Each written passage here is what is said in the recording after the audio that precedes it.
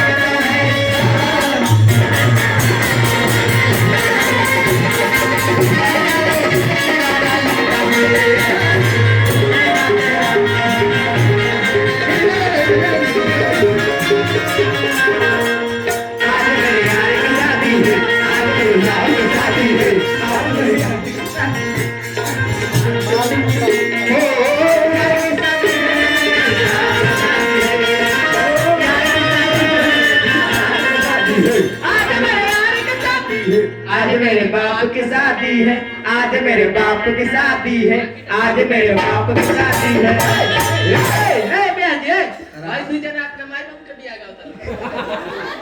तेरा बाप लोग के साथी हो ए फोटी चियार ए फादर ए फेटी ची हम तो ऐसे परेशान रही थे फादर सही बात बा ए फोटी ची फादर एक बात भाई ए दूल्हा अपन कोने ढाला बोर्ड कर खराब कर दे तारा के दुनिया के परम पिता परमेश्वर भगवान राम माई जगत जननी सीता दुनिया के हर चीज रोको भी आज दूल्हा के साथ चलत के रो गइल बा कारे भाई दुल्हा जी टाइट रह यहाँ के तो हंसत नहीं तो बुझाता जो फिर बार भाई कारे है ना देखी ना है ना देखी देवा पुरेला अरे ये के हंसत नहीं तो बुझाता बिल में से नहीं उठा हाँ इको देखावे बोल ए दुल्हा जी राउर बाबूजी आई बनी हां मम्मी केने बनी हां ना पापा जेल बनी हां बोल के आई के आई बा मम्मी बाबा बम्मा पाई बाबा अबे मुंह दिखाई पैसा रखले बनी कनिया देखे कह तो बाबा से के एगो पंचर साइकिल लिया के दे देबे के नचल भाई जगह जगह बोलत तारे ओंगा बोले के बा माई गवा में तो हमारी के प्रणाम कह माता जी का प्रणाम टाइट बोलो खराब कर दे माई के प्रणाम कह बाबूजी का प्रणाम बाबूजी हाथ जोड़ के बोका हो सतुए खा लो ए जीडी बोके वोट मांगे के बा कह भैया का प्रणाम यार भेजा रे जा लेके गोइल बा काबुला कह भैया का प्रणाम भैया के प्रणाम कह भौजी का प्रणाम बाबूजी के प्रणाम कह मामा का प्रणाम मामा के कह प्रणाम मामी का प्रणाम मम्मी के प्रणाम कह फुआ का प्रणाम फूफा के प्रणाम फूफा का प्रणाम बोलो फूफा के प्रणाम फूफा के फूफा के प्रणाम कह मौसी प्रणाम मौसी प्रणाम कह सिस्टर जी का प्रणाम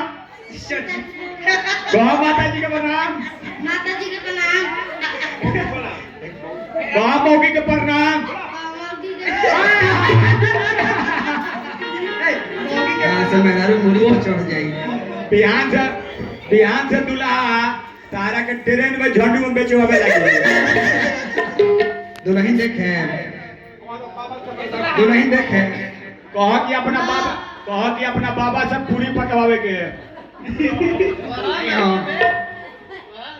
पैसा रखले बनी दुल्हन देखे खातिर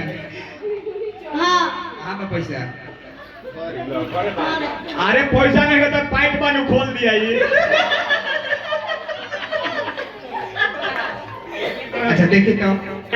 बढ़िया देखे के बा कैमरे में देखे के बा ए बिया जी हम ये फेर बानी